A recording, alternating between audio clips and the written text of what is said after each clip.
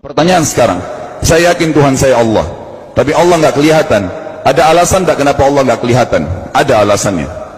Anda tanamkan baik-baik, ini masalah akidah yang paling penting. Kata Nabi, itu disebutkan dalam banyak riwayat, bahwasanya nabi-nabi pun belum pernah ada nabi yang lihat Allah, termasuk Nabi Muhammad SAW. Kita ambil dalilnya dalam hadis Bukhari. Waktu Nabi SAW pulang dari Isra Mi'raj, jemaah sekalian, Aisyah bertanya radhiyallahu anha, berkata, istri beliau, ya Rasulullah, hal tara rabbak, apakah anda waktu Mi'raj ke langit, terima perintah sholat, sempat lihat Tuhan anda enggak? Lihat enggak Allah itu bagaimana? Apa jawaban Nabi SAW? Nurun ala nur anna arah. Allah itu cahaya, di atas cahaya, terang sekali, bagaimana saya bisa melihatnya? Artinya Nabi SAW mengatakan, saya sendiri belum pernah lihat bagaimana itu Allah. Contoh sebelumnya Nabi Musa alaihissalam. Nabi Musa waktu menerima wahyu Taurat, itu selama 40 hari, turun Taurat lengkap. Al-Quran 23 tahun baru lengkap. Kalau Taurat 40 hari nunggu di gunung Tursina. Tursina sebuah wilayah di Mesir sekarang. Itu banyak gunung-gunung batu, ada satu gunung batu yang tinggi, Nabi Musa nunggu di situ. Setiap hari Jibril datang turunin surah, turunin ayat gitu. Setelah berlalu 37 hari dari 40 hari menunggu Taurat turun, Nabi Musa alaihissalam tiba-tiba bertanya kepada Allah, mengatakan begini dalam Al-Quran, A'udzu billahi rajim, Rabbi arini anzur ilaik. Wahai Tuhanku, izinkan aku melihatmu. Aku beriman kau ada ya Allah, tapi aku ingin lihat kau bagaimana.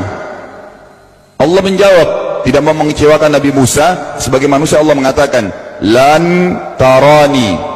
Perlu anda tahu dalam bahasa Arab jemaah sekalian ada 3 kosakata la, tidak yang berarti tidak. Ada la biasa artinya tidak, ada lam dengan mim, lam artinya tidak pernah, ada lam dengan nun, lan artinya tidak akan pernah. Allah mengatakan apa? Lan tarani, kau tidak akan mampu melihatku wahai Musa. Tapi Allah nggak mau kecewain Musa. Ternyata Musa selama 37 hari jemaah sekalian kagum-kagum melihat gunung-gunung batu di situ. Pergantian siang malam, burung-burung yang terbang, air yang mengalir di lereng-lereng gunung. Lalu dia mengatakan, Allah mengatakan apa? Walakin unzur ilal jabal, fa in istaqarra makanahu fasawfa tarani. Coba kamu lihat gunung-gunung batu di sekitarmu hai Musa. Kalau mereka bisa menampung kedatanganku, kata Allah, kau akan bisa melihatku. Apa yang terjadi? Allah lanjutkan, falamma tajalla rabbuhu lil jabal, waktu Allah baru niat mau datang, belum datang, ja'alahu dakka, semua gunung batu itu hancur lebur, tidak mampu menampung kedatangan Allah. Wa kharra Musa sa'iqa, lalu Musa pingsan tiba-tiba. Waktu Nabi Musa bangun, langsung ucapkan kalimat, amantu billah, saya beriman pada Allah. Berarti fakta lapangan, nabi-nabi aja belum pernah lihat Allah. Masih pertanyaan lagi jemaah sekalian, kenapa Allah nggak bisa kelihatan? Saya akan jawab dan tolong ini jadikan sebagai pegangan hidup. Ini landasan akidah kita. Kata para ulama, karena anda kalau sholat, anda mengucapkan satu kalimat yang merupakan jawabannya. Allahu Akbar. Allah Maha Besar. Akbar adalah siga mubalaghah dalam Islam. Sesuatu yang melampaui batas, Maha Besar. Kita terangkan. Kata Nabi SAW, perumpamaan bumi yang kalian tinggali ini dibanding dengan langit pertama di atas kepala kalian, ada 7 lapis langit. Allah mengatakan, sab'an shidada, 7 lapis langit yang kokoh. Alladzi khalaqa sab'a samawatin tibaqa, yang menciptakan langit tibaqa bersusun, 1, 2, 3, 4, 5, 6, 7. Allah di atas langit ke-7. Kata Nabi SAW, perumpamaan bumi yang kalian tinggalin dibanding dengan langit pertama di atas kepala kalian, ibaratnya seperti cincin yang dibuang di padang pasir.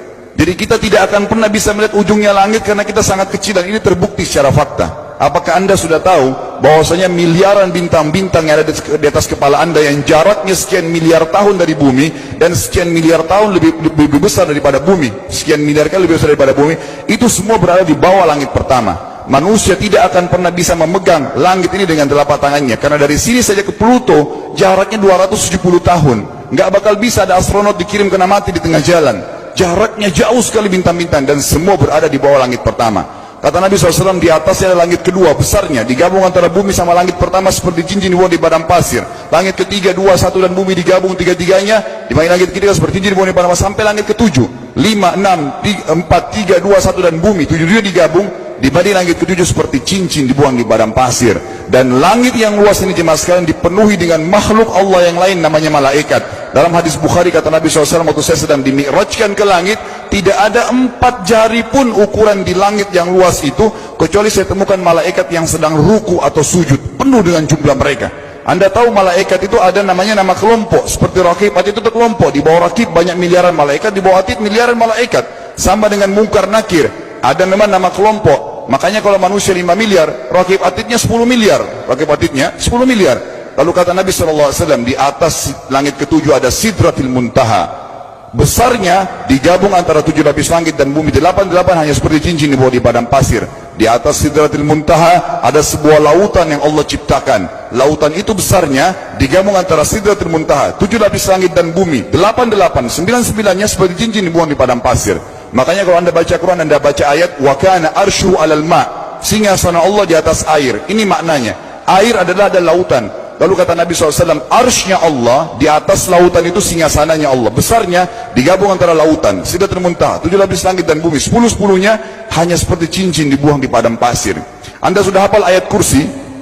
Apa artinya? Ayat tanda-tanda kebesaran Allah. Kursi itu artinya bukan tempat duduk, tapi tempat pijakan kaki raja di singgasana. Kalau raja inginnya singgasananya di pijakan kaki, itu namanya kursi. Kita baca apa? Wasi'a kursiyuhu as-samawati wal ard. Pijakan kakinya Allah saja sudah menutupi seluruh langit dan bumi ini.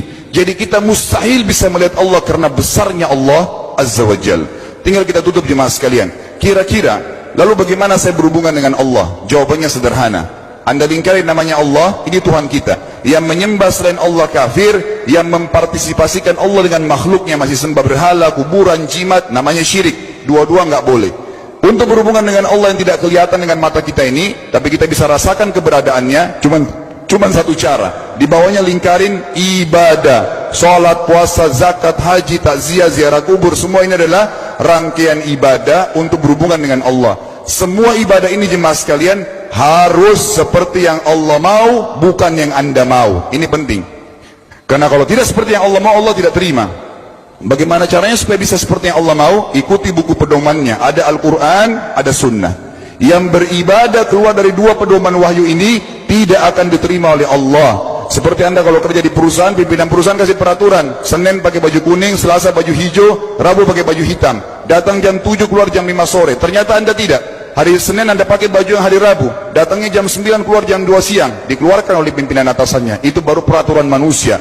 Bagaimana dengan peraturan Allah Azza wa Jal? Maka kita simpulkan semua jemaah sekalian adalah, yakinlah Tuhan Anda Allah ada, satu-satunya Tuhan. Kalau Anda sedang sakit, yang ciptakan Anda Allah, yang ciptakan penyakit Allah, yang menciptakan kesembuhannya Allah. Kalau kita sedang musibah sama, kalau kita sudah senang juga sama. Semoga Allah SWT menjadikan kita orang-orang yang senantiasa beriman padanya, dan juga selalu berteguh dalam keimanan tersebut serta mengikuti syariat.